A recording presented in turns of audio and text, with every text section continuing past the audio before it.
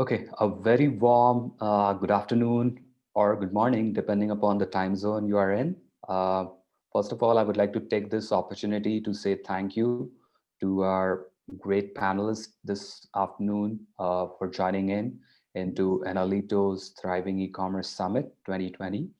Uh, I would like to make a quick introduction of each of our panelists and then take it from there. So let me begin with Pablo.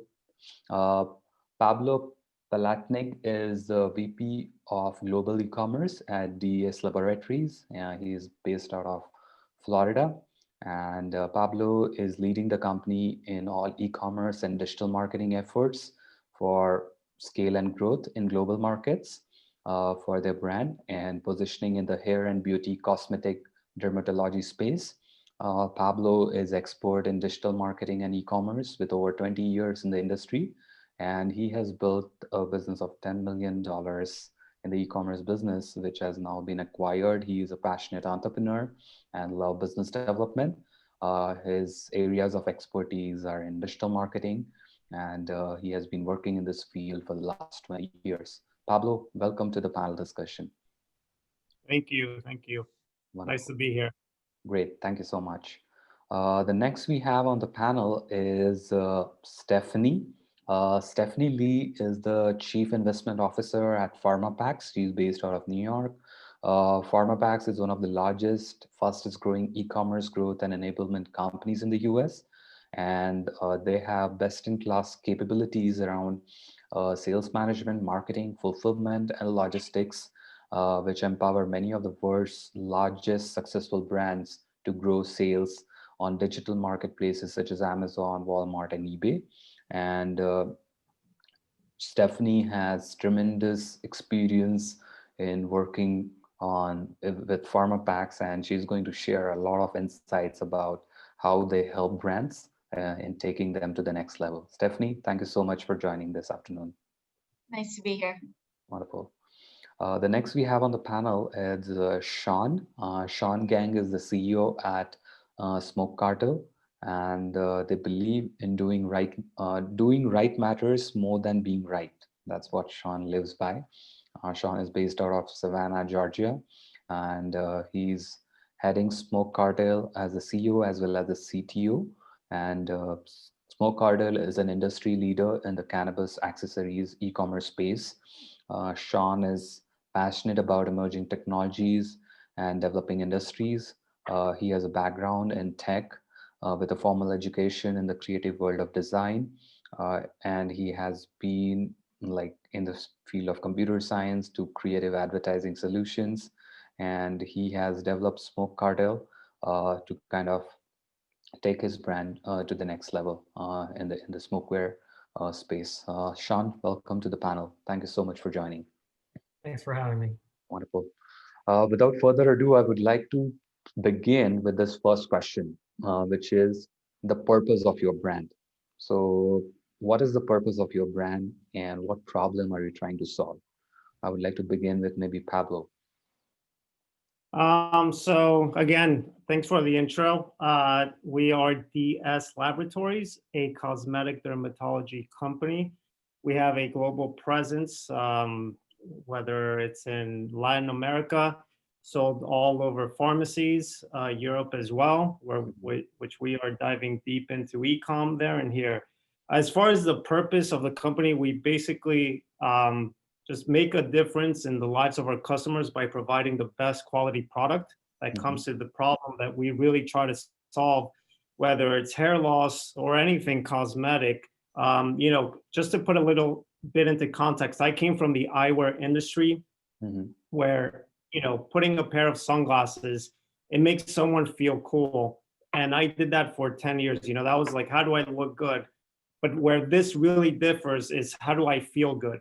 And when you fix that problem, like for example, hair loss is a very, very big issue and problem in people's lives. So, the mission and purpose of that is for us to provide the best quality product.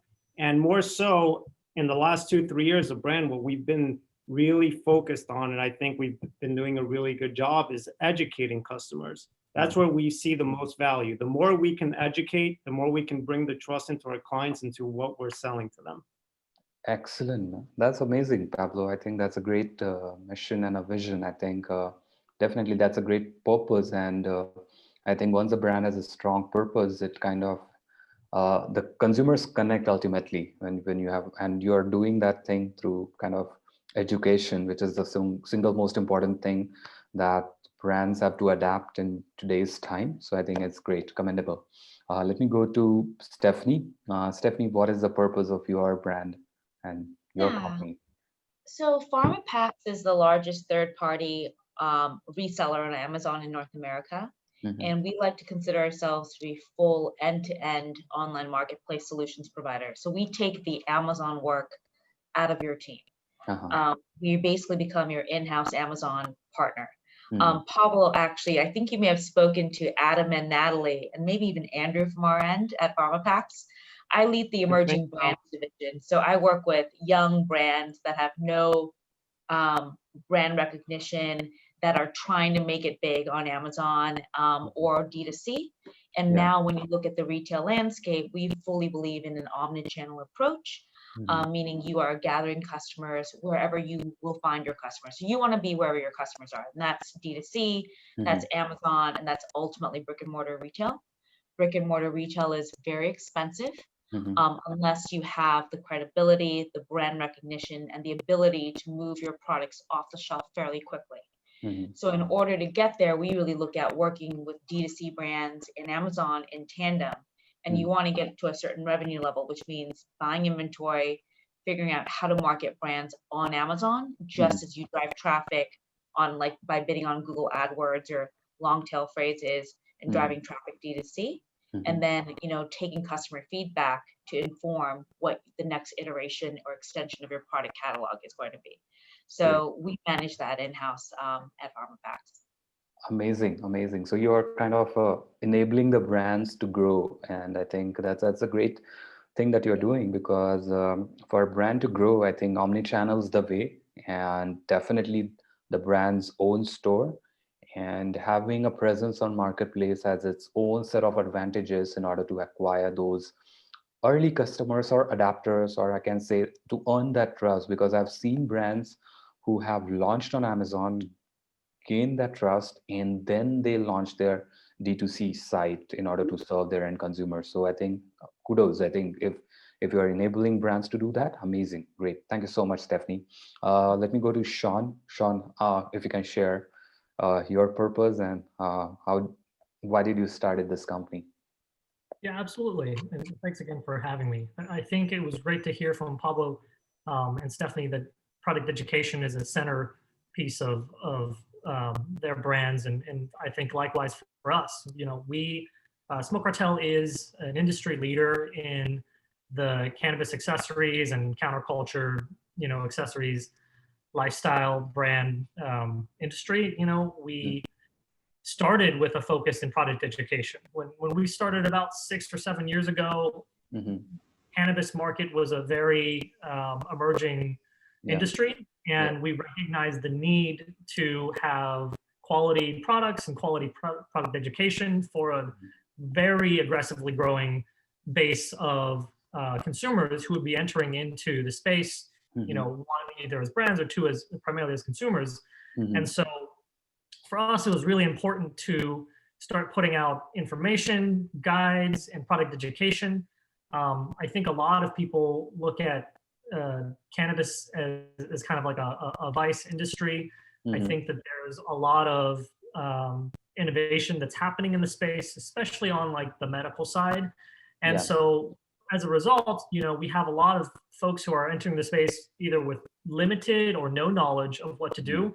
Yeah. And the products that are coming out are complicated. They require a little bit of product knowledge, and it's a lot of the times not as simple as a piece of glass, like a pipe or something like that. And there's a lot of hardware Yeah. and other peripherals that are coming out for extraction and Yes. just about everything under the sun. And so we emerged as a brand to highlight that, to put out quality content with Mm-hmm. high quality marketing, Mm-hmm. and to really educate consumers at the end of the day, which we've tried to do. And I think folks have been largely receptive to, in putting us as kind of like a trusted brand within our industry. And so we're thrilled to be here and happy to talk about all things.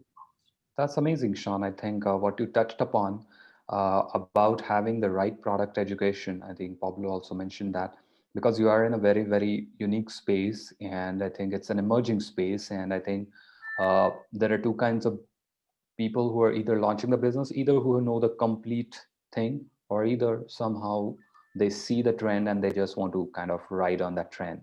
So I think the leaders are those who are able to kind of make sure that the foundation is right, and they are creating that space where ultimately the products that's getting created, it's getting consumed by the community. And I think the right products, the right education is really, really the key. So amazing. Kudos.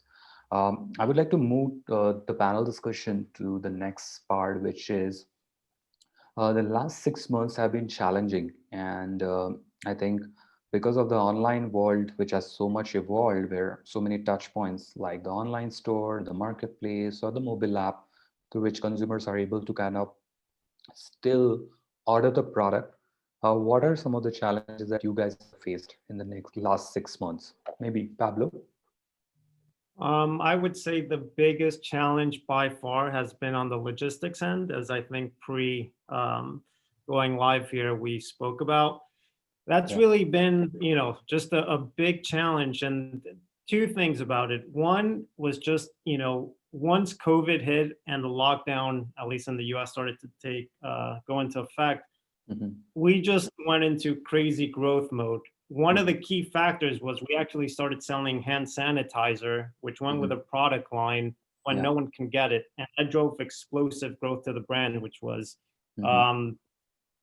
in certain ways really cool to see, because we were able to offer a product and more on a good entry price, people started shopping for other things. I think that was a good lesson for us there. But aside from that, just the fact of, we weren't prepared for so many orders to come in. And once that started happening, we obviously scrambled to get everything done.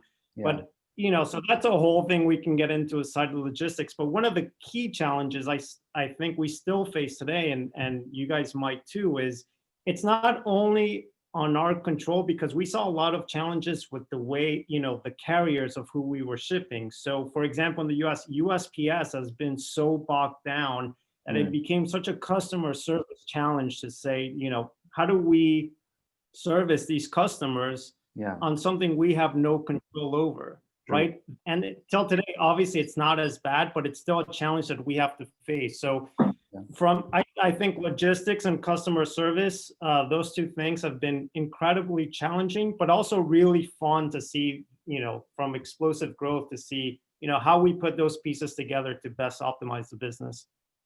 Great. That's amazing. I think so. Absolutely. And having that explosive growth, I mean, acquiring so many new customers suddenly, but having that fulfillment challenge, but I think you solved it somehow. So, and absolutely, because you have to rely on the partners. So it's ultimately you have to see what kind of tools, technologies that they are using. So, okay, great. Interesting too, the point you were bringing about the logistic challenges. I think everybody in e-commerce was dealing with that, but fascinating, right? Because, e-commerce has been gaining market share year over year. I think we're starting to see more and more consumers go towards e-commerce, and obviously with COVID, what we anticipated was what happened, right?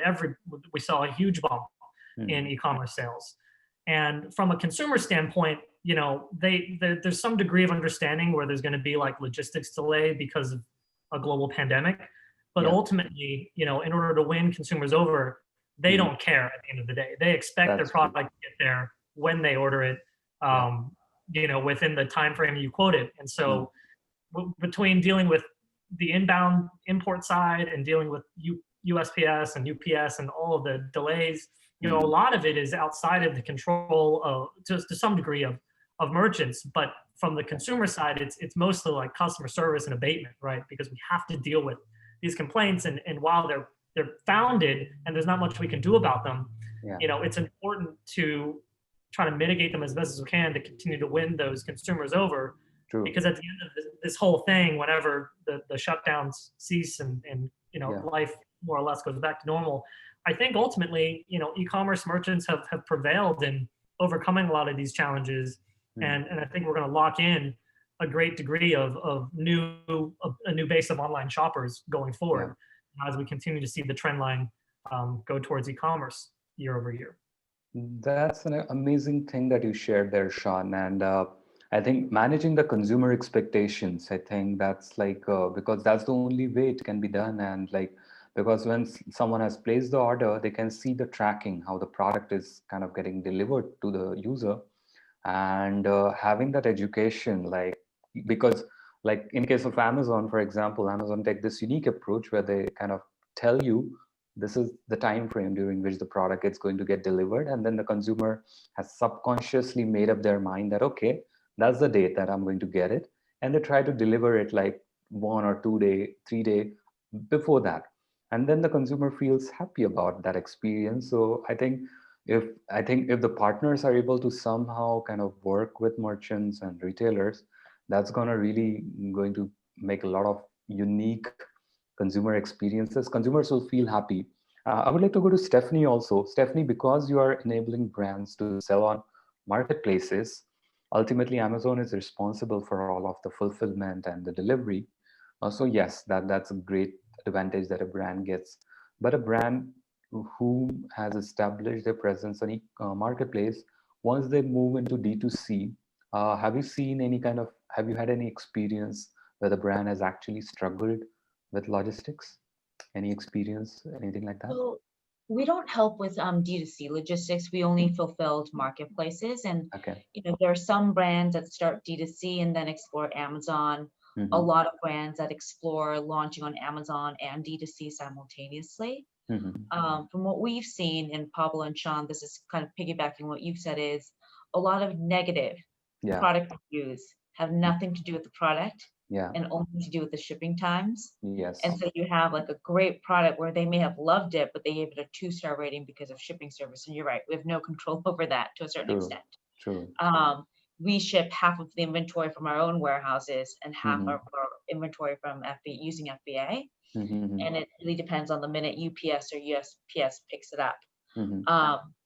Logistics aside, I think what we've seen and what we've struggled with is there's only so much you can do to really own keywords, whether it's Amazon or Google AdWords. And I think brands often get frustrated. They want to grow on Amazon as quickly as, they're seeing some of their competitors. And they don't quite understand that to be able to sell and play on Amazon, you ultimately have to pay to play. And so a lot of these brands have a budget set aside for D2C marketing, but not a budget set aside for Amazon. And now you're dealing with a little bit of like the battle of the algorithm. Who has the best algorithm for owning a keyword or driving traffic? And the truth of the matter is, like, there's only really so much differentiation, and it's working with these brands and getting them to understand that this is not like a magic switch you turn on and your sales go up the roof because we now have these key terms that we can help you in. Customers are smart now, and unless you are a true unicorn or a Kardashian-backed brand that doesn't require any sort of paid marketing spend because the Jenner or Kardashian name is your marketing plan. It's how do you differentiate yourself and how do you communicate that to your end user? So it's back to that education component. And how do you engage them, right? A lot of these brands, I think, Pablo, you might be familiar, like hair care, Function of Beauty, or Formulate. They're all trying to create like these bespoke hair care products. And people like that personalization. They no longer want an one-size-fits-all type of product. So how do you create that and incorporate that into your branding?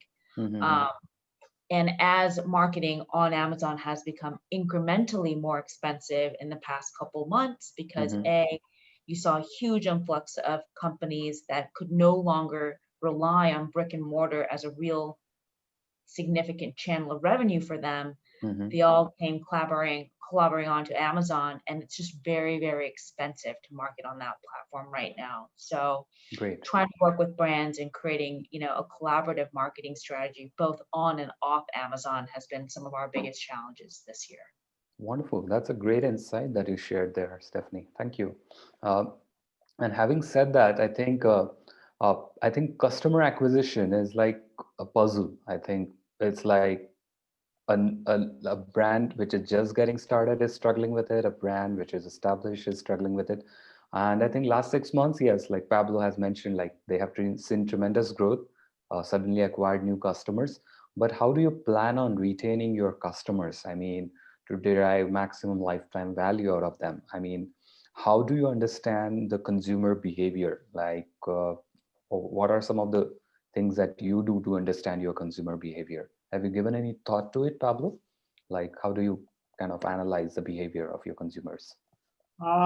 So just to touch on the retaining factor, because that's one of the, at least for us, that's probably, one of the, if not the most important part of what we do, because once we acquire a customer, now that's where the job as a brand and a company really begins, right? Yeah. Anyone can buy any product to try it. It's about how do you get that person to keep coming back and buy it. So, True. We have a subscription option, which has been growing month over month. It's been quite successful in the last year. Wow. But, not to beat a dead horse, but I really believe the key is through education and trust. I mean, that's how we retain our customers. Needless to say, if you really want to retain customers, first and foremost, you got to have an awesome product, right? Without a great product, people will go anywhere else. So I'm going to put all the credit on the great products that we really sell, and I truly believe that, and that feedback comes from the customer. Yeah. So that's first and foremost, is having that great product. And then it's really our job to just educate the customer on the problems that these products solve for them. Excellent, amazing. Yeah, to have that high retention rate, absolutely. Having the right product is the key, and I think once your brand has built that trust through the product, I think people are gonna keep on coming back and buying. I think if subscription model is working. To make one more point, it's so important to retain it, because the longer you retain a customer, the more you can spend on acquiring new customers. Because if the whole game you're just trying to acquire new customers and retention doesn't matter, then your CPA is just going to go through the roof. That's true. It's not a good long-term strategy, obviously. Right. Yeah, the customer acquisition should cost go down as much as possible over a period of time. And yeah, I think that's cool. Amazing. I would like to ask this next question to Sean. Sean, you are kind of in this cannabis space, and I think it's going to be massive. I mean, in terms of the value that it's going to generate, it's massive. And I believe it's still in a very, very early stage. And how do you see, like, what's the potential of the market, and how much market share do you think your brand can acquire maybe in the next 5 or 10 years? I mean, it's a very big question, but what are your thoughts? Just thought of asking you. Yeah, absolutely. I think it's a good question. I think a lot of people the question of how big is the market cap for cannabis is a largely speculative question that I think a lot of investors are eyeballing right now. We can look at qualitative data from legal states like California or federally legal countries like Canada, and try to extrapolate out. I think overall, if anything, the pandemic has demonstrated is that, hey, a vice industry is always got room to grow. And for us, we don't produce a specific product. We are a retailer that we carry a lot of different products, and we've shifted towards becoming a marketplace over the last 12 months, where we're letting suppliers list their products with us, because they can't list on Amazon and they can't list on Etsy or any of these other marketplaces because of the regulations that are in place. So we've gone through the compliance, and we've gone through kind of the risk assessment with credit card processing and stuff, and we have a trusted platform for people to onboard. And a lot of what we do is make sure that we onboard quality products that are thoroughly vetted, and try to give our consumers a very diverse catalog of choices. Great. And so, as a retailer, if you're in brick and mortar, you have a finite amount of space. As an e-commerce merchant, you have infinitely the more virtual shelf space. And so what we do a lot is just curation and working with brands that we've trusted and worked with in the past, who are continuing to release new products. And so we've got a pretty good size of the market already, at least in the e-commerce side. With cannabis specifically, there's a whole lot of gray market that is hard to measure. Yes. Right? The legacy market, which has existed long before the legal market, is much larger than the legal market. It's in Canada and the US, it's significantly more sizable. What I do specifically with accessories, which allows us to vend, across the US and internationally, because we're not doing anything that's plant touching, we have a better sense of where the market is, down to an individual state level. It's interesting from our trends to see different cannabis consumption types across geographies. Some folks go towards, traditional, let's say more traditional cannabis consumption, like dried flower or joints or pre-rolls and stuff like that. And other consumers are jumping towards more innovative products that have come out, like concentrates and what we call like the 2.0 products. Great. And so, with such a rapidly growing market, every year there's new products and trends go in and out. The best thing that we can do as a brand is to continue to listen to our consumers and offer them a diverse range, iterate over and over through our testing to determine where the trends are going, and to continue to curate and offer people products as the industry grows. We're very much, as a marketplace, looking to grow with our industry, and not, I think it's very hard and extremely speculative to try to place bets on where it's going to go, but rather just to kind of like do our best and go along with the ride. That's actually that's a great approach. And because I think being in early stages, it's like, and the innovation that's happening in this space is quite unique.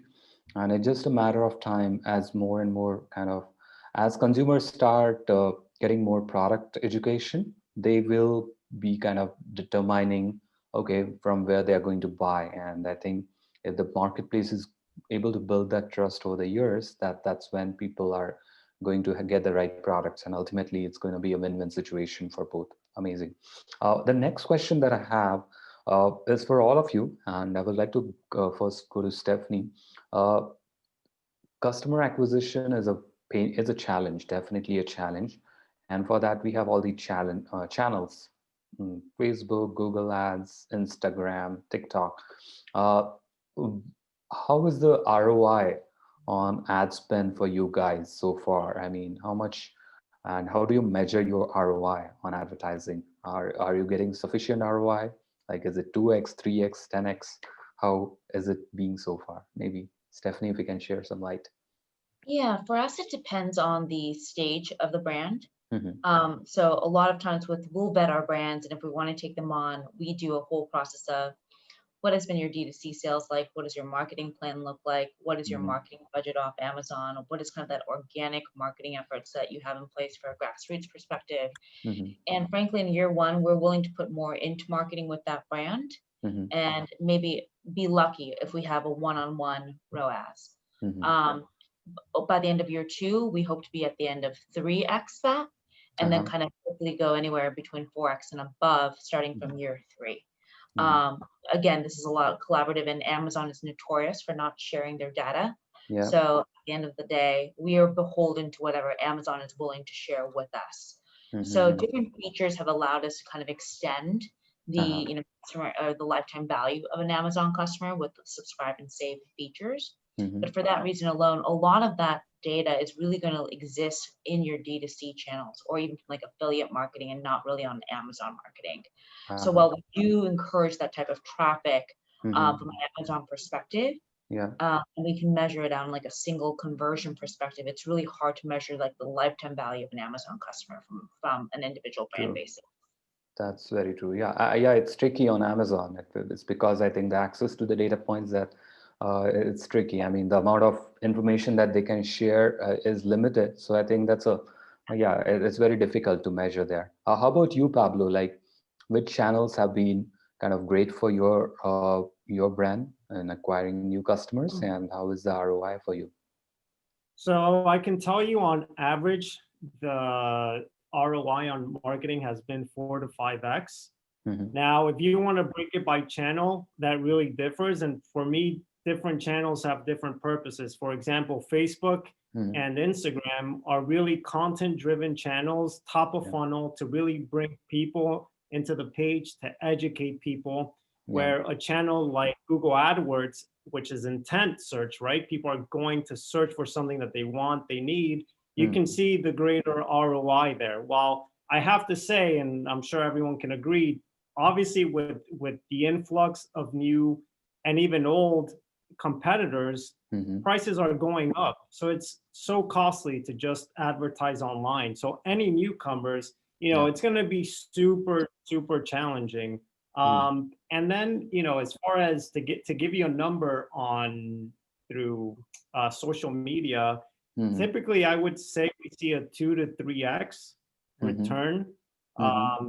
That number can lower again. It depends how much you want to drill from campaign to the ad group level. Yeah. Some things are going to work, some things aren't going to work. That's another thing I would stress to anyone coming in is, you have to constantly test, because you think something's going to work. And this happens all the time. Sometimes it just really goes the other way, and vice versa. You create a piece of content and you're like, okay, let's put this and see if it sticks. And you're Yeah. like, wow, it's amazing.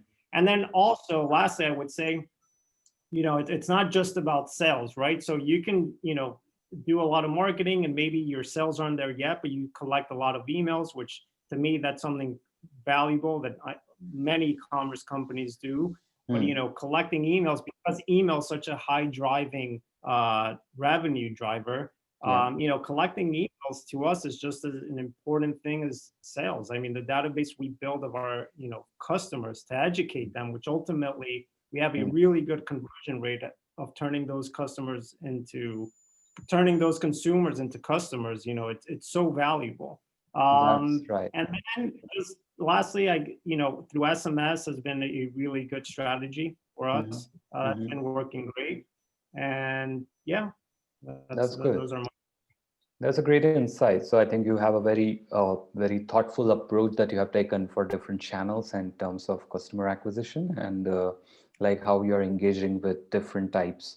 So probably Facebook and Instagram is becoming your awareness channel, maybe, I think, which is Yeah. kind of And also SEO, of course, and that's something that you invest into content over time, which, with having good page authority for us, when we write a good piece of content, it usually tends to rank up there. And that's been a great source of whether it's collecting emails and turning that into those consumers, researchers into customers. That's been great as well.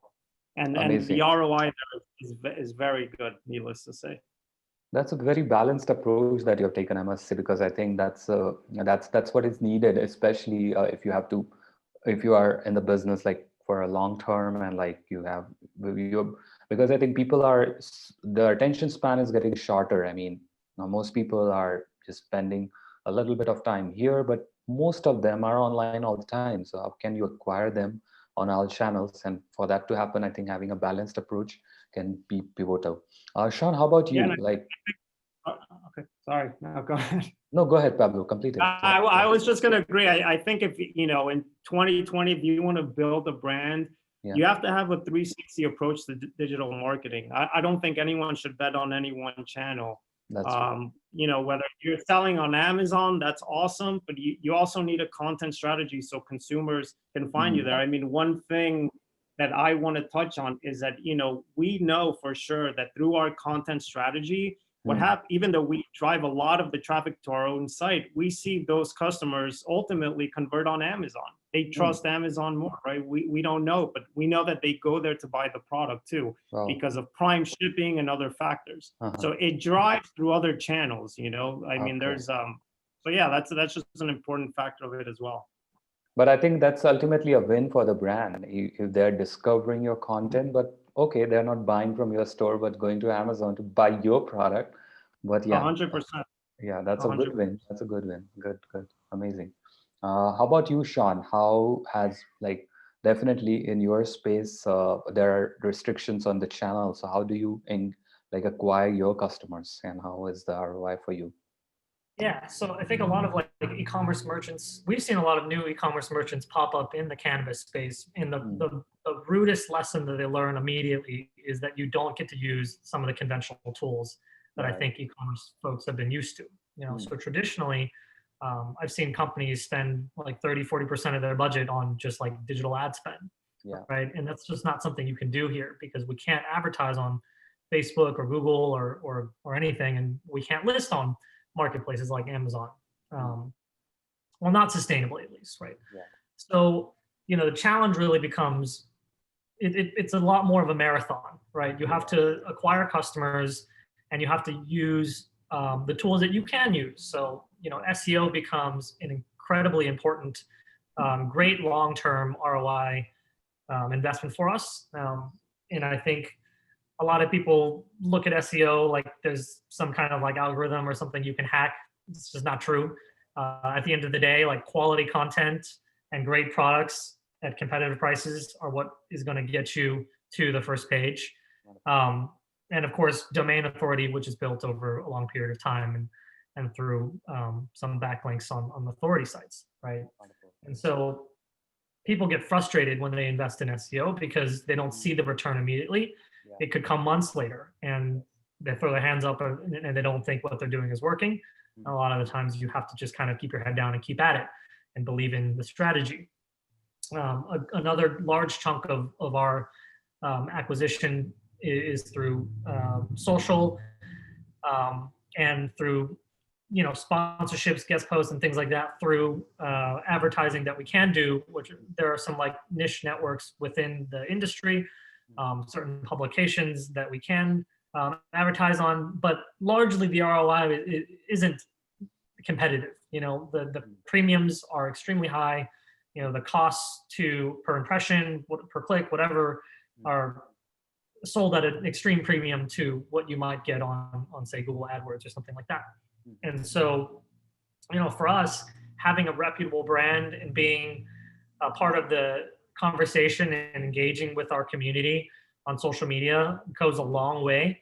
Our reputation goes a long way, and everyone that we do end up capturing, we make a large effort to maintain and retain them, and to capture you know, email address or something where we can go and retarget them at a later time. You know, our email list has been growing year over year, and it still remains a large driving force in essentially a lever that we can press and pull during sales seasons, that we can continue to ramp up. And I think a lot of it is kind of like you have to be creative in the cannabis space to acquire customers. That's a great thought process. Yeah. And yeah, I think because what you mentioned is like, I think running a business is like a marathon. I think it's a series of sprints that we have to run every day. And I think marketing is a science and an art itself. And I think anybody can launch a store, but can they take it to the next level?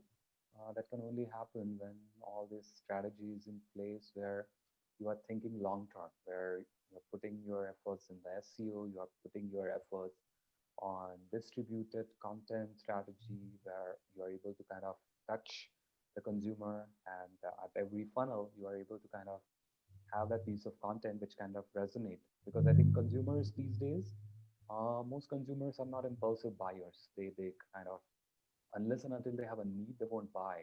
So subconsciously they are making decisions to buy when they are kind of coming across a piece of content from brands, and that's how you build trust, and that's how you acquire the customers. So I think what you're doing is amazing. Uh, Stephanie, I would like to come to you and Pharmapacks. You're kind of running this company which is kind of solving this major pain point for brands. What are some of the things that you advise to brand when they're launching, or probably they have, let's say, reached a stage of, let's say, $1 million, $10 million? What do you advise them in taking their brand to the next level? A lot of brands are afraid of cannibalization. They're afraid that if they're on Amazon, it'll cannibalize their D2C business. I tell them at the end of the day, if you're a brand that reaches maturity, you're going to want to be on Amazon, because a lot of people, there are enough people who are going to want to be on there, who are going to want to shop on there. And so I think it's smart while you're launching D2C, just to set up Amazon in the background, because at the end of the day, from organic search, you're not going to come up. Your ratings are way too low. Your reviews are way too low. That said, if someone is buying your product on Amazon, that is someone specifically looking for your product, and they're probably going to leave a good review. So let that run in the background. There's no need to really partner with a third party yet. Just don't even invest a lot of money into it. Focus on putting all of your marketing dollars into D2C and let Amazon run kind of on autopilot. Then when you get to certain levels, and you can really start owning the Amazon channel as well, then you can start either partnering with a third party or a different agency and work with marketing, etc. And don't neglect the Amazon channel, because those reviews and ratings, just as you would grow them on your D2C site, are just as important. And distribution.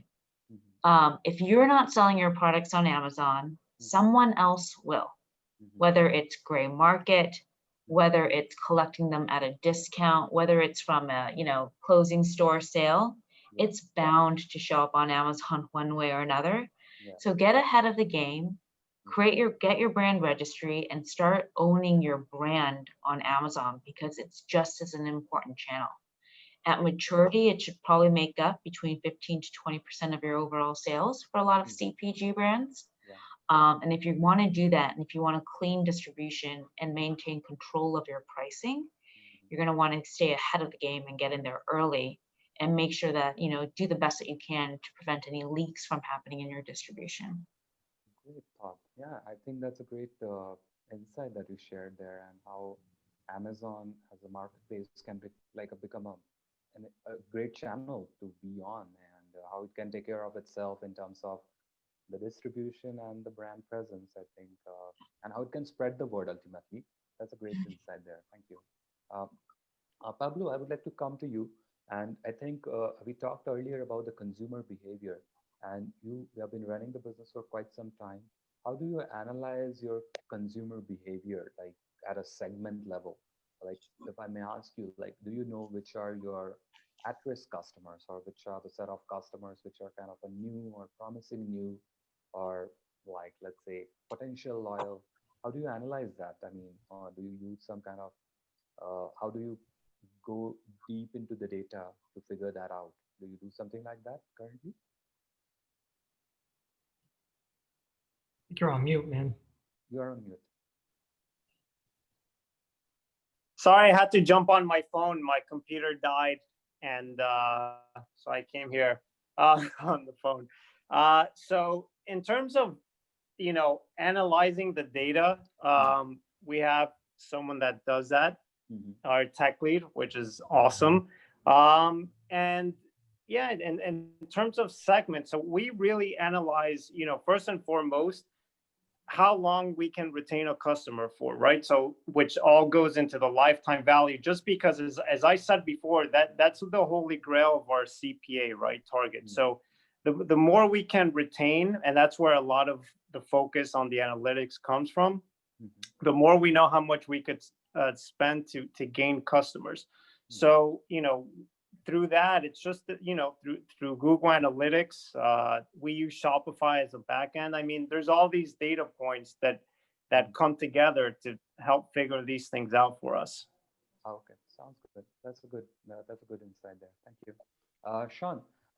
The next question that I have for you is, Technology is growing by leaps and bounds, and I think uh, being omnichannel is the key. So you have your web presence through your portal, you have your, but if in case you don't have your mobile application, for example, you miss out on a big opportunity because generally people interact with their smartphone through apps. People never generally open a site through their browser all the time, unless and until it's like, there's no option.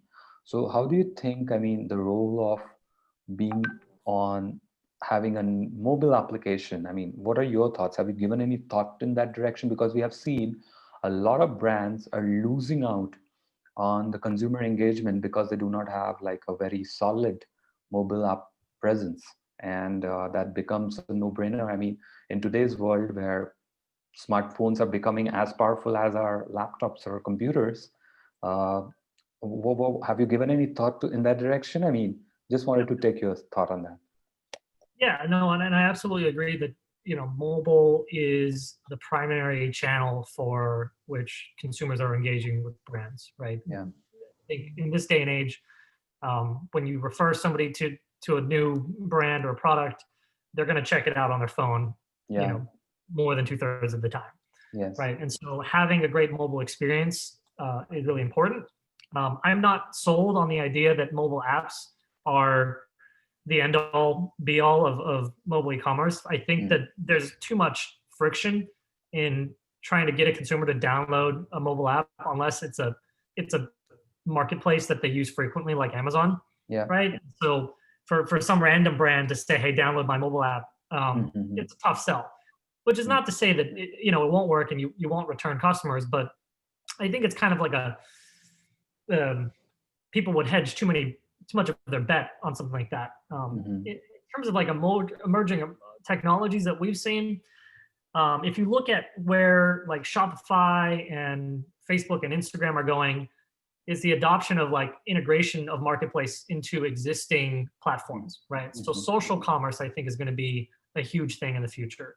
True. Where Amazon is slowly, or sorry, not Amazon, but Facebook is slowly rolling out buy through Instagram, which I think is going to be huge. It's probably going to overtake like Etsy in terms of the commerce that's happening there.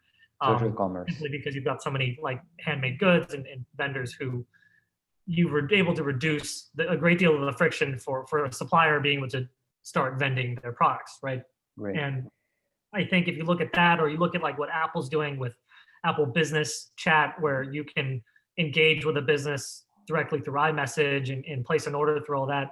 It's the removal of these friction points across the web that is ultimately going to be where commerce is going to go. And I don't think forcing somebody to install another app is necessarily the best way to do that, but rather to leverage the apps that they already have and the platforms they already have to make commerce a lot easier.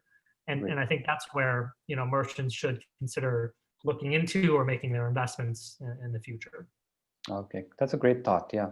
So having a mobile optimization, even if it's an online store or a marketplace, that can be an instrument that can play instrumental role in making sure that you are able to deliver that experience. I always Definitely. tell people like you should be designing mobile first. On your site, it's design where your customers are at, right? So if most of your customer base is looking at you through mobile, then I would start there and then work your way to desktop.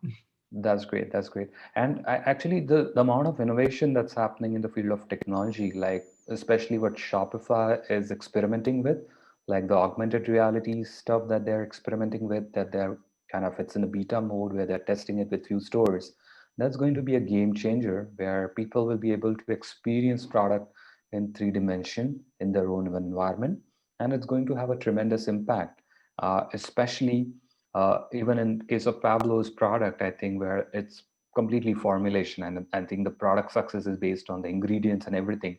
But most of the time, people may not get a complete idea of how the product is made up of. So through augmented reality, a user can just quickly scan the product through their camera, and they can see what the product is made up of, and that's going to build again an additional trust. I think as more people will, that's how I think product education 2.0 may happen, which is kind of currently missing, because as product creators, you guys must be spending a lot of time in the product packaging and labeling, but most of the time that information never gets consumed, and which I believe is kind of a not the right way. I think that information should be conveyed in a very simple, subtle manner, but I think that will happen. And what Shopify is again bringing TikTok as a channel, again, an additional piece of tool in the merchant's hands. So I think it's happening, and gradually the transitions are happening. The world is moving in a great direction. Uh, Having said that, I think the next 5 years we are going to see a lot of innovation and creativity, and I think there's going to be a competition. So how do you want to stay ahead of the competition? I mean, what is that one thing that you want to do to stay ahead of the competition? Because that's the only way. Because 5 seconds, people decide whether they want to shift from one brand to another. So have you guys like think in that direction? Like, what are your thoughts as brand custodians? Maybe I'll go to Pablo first. Yeah, I think, in general, I think the way you want to stay competitive, at least for us, is just through product innovation. It's constant developing of, getting consumer feedback and seeing how we can innovate and put products to market that either if they're already existing products, what we can make better. You don't necessarily always have to be trying to invent something. You just have to constantly try to better what's in the market. And again, that just for us, that's a key thing. I think that's a big part of what's grown this brand is looking at the market, seeing what's out there, and saying how can we make this product better. Correct. And innovating from there. Wonderful. That's a great thought. Sean, how about you? How do you want to stay ahead in the game and kind of become a leader? I think definitely you have already established the marketplace and you have built that trust. How do you want to keep on kind of having that constant stage, like that level that you have achieved, that you don't want to kind of go down from? Yeah, and I think I agree with Pablo's sentiment in that like innovation is key, right? We have to stay on top of new trends. We have to stay on top of new products. And, at the end of the day, we have to listen to our consumer. So rather than deciding, hey, we're going to sell this, more what are people looking for in our space that makes sense, and going and stocking products that consumers are engaging with. That's great. There's always a need as a merchant when in e-com, when you get to a certain size, you want to start thinking about how you're going to build an economic moat. Correct. You want to be able to make sure that you can retain your earnings, that you're going to be able to continue to grow going forward. A lot of what we've done is, through our scale, working with suppliers and being able to be 10 steps ahead of our competition by having greater product diversity or better relationships or exclusivities on products is a great way, I think, of maintaining a moat when you're a marketplace. Wonderful. I think when you look at established true marketplaces like Amazon, eBay and Etsy and places like that, their moat is through their reputation. Yeah. And at the end of the day, you may hate a specific product that you buy on Amazon, but you're coming back to Amazon to buy something else, right? Great. And so I think that's a great problem to have when you're there, and getting there is a challenge. And I think there's really no secret recipe other than to keep doing what to be correct and what makes sense for you as a business. Great. Excellent thought. Yeah. Amazing. Stephanie, like for you, like Pharmapacks is like offering ton of products, definitely. And I think you have presence on marketplace as well as you have your own brand. So what is the vision that you have kind of for your brand? I mean, and then for the next 5 years, definitely it's already growing. It has established its presence, but let's say, how much market share do you think you guys can acquire in the next 5 or 10 years? So our plan is to be as agile as possible. And a lot of these marketplaces, as Sean mentioned, like Google shopping actions, Facebook. It would be silly if Shopify weren't to enter a marketplace, especially with like their easy functions like Shop Pay. You see the acquisitions that Salesforce has been recently making, and I wouldn't be surprised if they also created a marketplace of their own sort. Yeah. And it's having built a playbook that works, that covers logistics, performance marketing, to customer insights. And I agree. Like, I think there's, people frequently follow the 80-20 rule where 80% of your revenue is coming from like your top hero SKUs, but you constantly have to innovate. That 20% is just as important to communicate to your audience that you guys are still nimble, that you're still with it, that you're constantly thinking about what's next and what's ahead to supplement your main product offering. So we're testing Google and Facebook right now. Target is going to become an increasingly open marketplace. And Walmart is making huge strides and has made huge strides this year alone to make that a more a true marketplace as well. So we hope to be nimble and agile in that regard so that we're ready to continue to provide the services that we mainly provide on Amazon today into each and every one of these other platforms. Wow, that's amazing. That's a great strategy, I think, and I think you have a very balanced combination in the strategy and how you want to kind of play by this playbook that you guys have built. And because I think sky is the limit, because suddenly the whole offline world has taken a pause and the online world has evolved so quickly, and more consumers are becoming aware. I think there are still consumers who may not have bought online. There are still, I believe. And I think once, I think the major channel that have observed that's going to play a big role is the voice channel, where we won't even type anything. We'll just say the word and we want to put it in the cart. Maybe once that functionality starts coming into different D2C sites or marketplaces, it's going to be a game changer. And that's happening. I think it's ultimately Amazon is leading the charge with their Echo and other devices. But if that technology becomes kind of a mainstream, wow, it's going to open doors for the next phase of innovation. And I think that's going to amplify the amount of revenue that merchants can actually get. So waiting for it.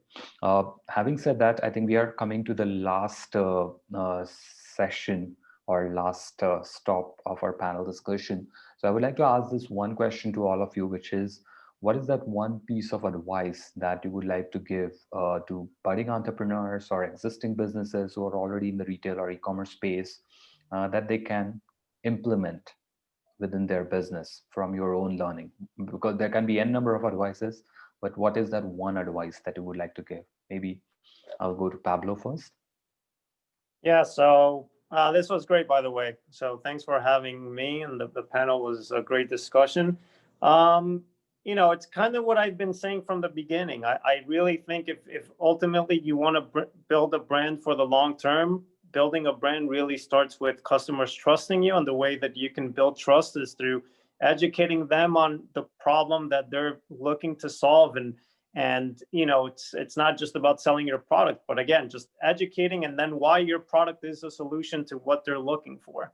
So if I had to give one piece of advice, and this is just as basic as it's always been, is just that content is king. So I know that phrase is used a lot for SEO, but it's just everything now for brands. It's all about content. Where there's millions of merchants. We're all selling a lot of the same thing other people are selling. So how are you gonna be different?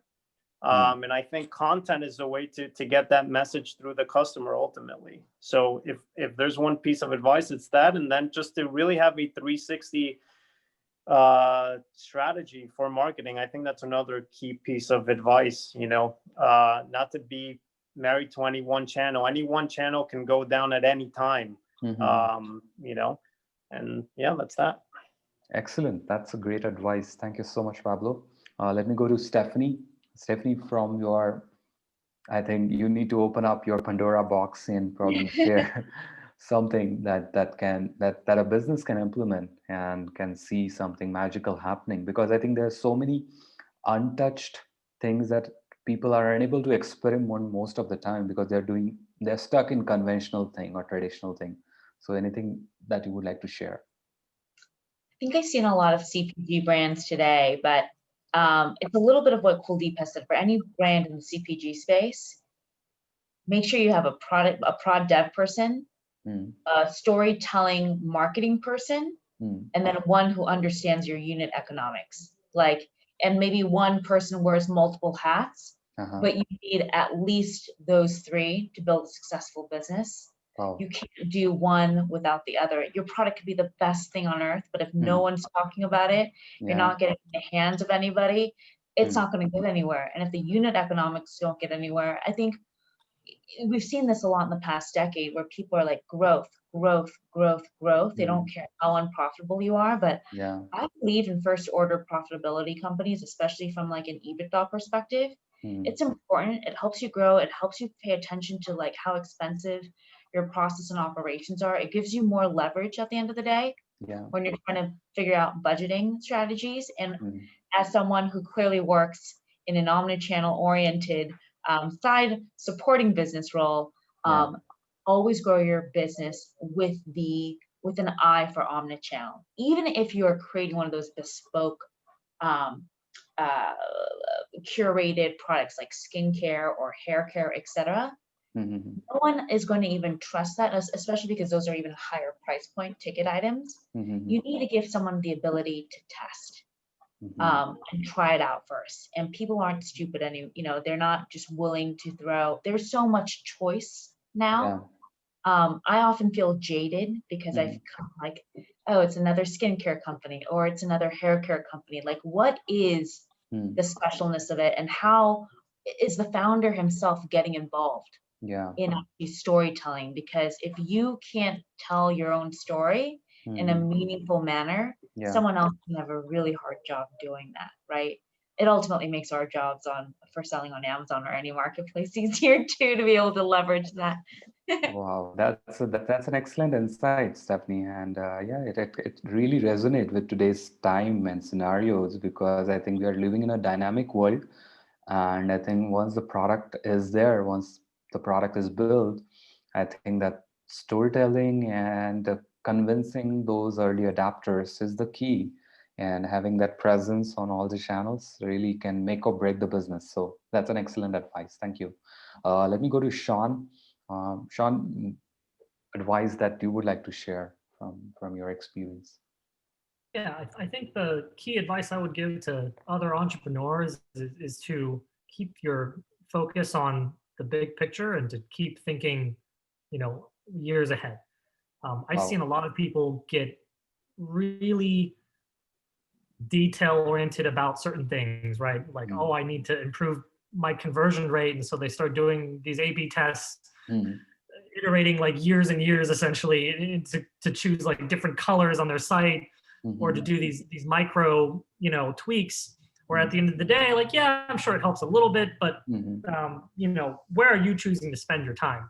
You should focus on the overall broader picture perspective of where your company needs to go, right? Focus on omni-channel, go look at new possible revenue streams, test your product, source new and better innovative products, and don't get caught up over, I think, silly things, which I'm sure some people will disagree and say, of course they're important, but for a founder's perspective, it's a trap, right? Where you can spiral out and just essentially waste months and months of your time trying to like increase your Google web page score or something like that.